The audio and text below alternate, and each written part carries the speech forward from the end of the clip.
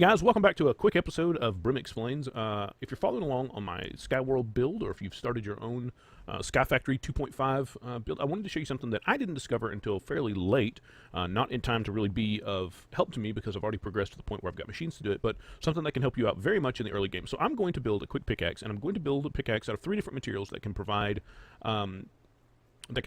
modifiers straight off the get-go. So I'm going to build my tool rod out of thaumium. So I get a thaumium tool rod, and of course it starts raining the moment I start recording. I'm going to build the binding out of paper, so that should give me a paper binding, and I'm going to build the pickaxe head out of magical wood. Now all of these things should provide, so this should provide 3, the paper should provide 1, and the thaumic tool rod should provide 2, I think, 1 or 2. Where is the pickaxe? Now this is not really what, you need to know how to get a tool that immediately starts with, we got 4, so I guess this provided 1, 1, and 2. The reason we want to do that is we want to immediately be able to add. I don't have a normal crafting table, do I? Let me grab a normal crafting table. Now, obviously, we are in the. There we go, crafting station. We are in our testing world, doing some testing, obviously. So we're going to go ahead and build the diamond hammer. Now, the diamond hammer is used for manually converting things, when we've got stone and that sort of stuff, and we're turning it into gravel, and then we're turning the gravel into sand, and the sand into dust, so that we can sieve it. If you use the diamond hammer, you go through a lot of diamonds, which is why in the early stages I was using the stone hammer over and over and over and over. However, because there's no way to repair these hammers, there's no way to repair that hammer. When it breaks, it's just broken. However, there is the opportunity to add the hammer to a pickaxe, which has modifiers to get the hammered modifier. Now, your pickaxe, which is repairable, can act like a hammer. Oh, well, that's what happens when you've got your material. And you can smash it down to gravel, and then smash the gravel down to dust, or down to sand. And, oh, I don't have a magnet turned on here.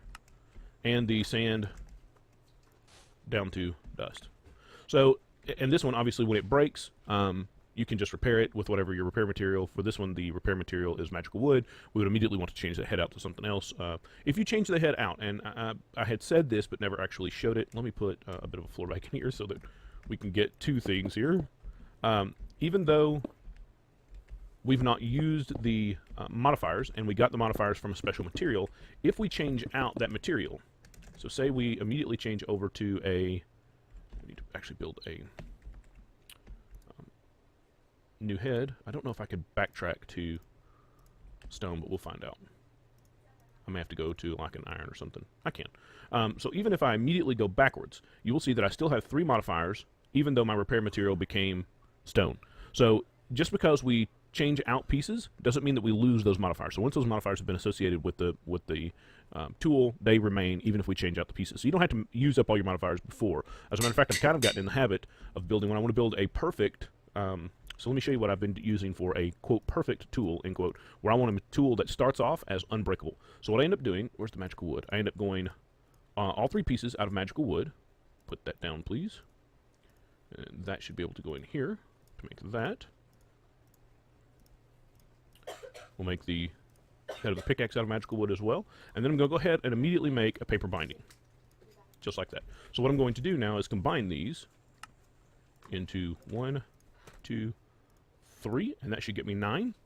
And then I'm immediately going to put this back in and change out to the paper binding, which is going to pick up 1 more immediately. Now I have 10 modifiers starting on this pickaxe, and I can, if I'm going to do the whole make it indestructible, I can use 80 obsidian to throw 10 obsidian plates on there, and it is completely indestructible right off the bat. So I just want to give you all a quick heads up. I have discovered that, again, too late to actually use in the game that we're playing together, too late to use in the Let's Play, but I wanted you guys to be aware in case you're just getting started.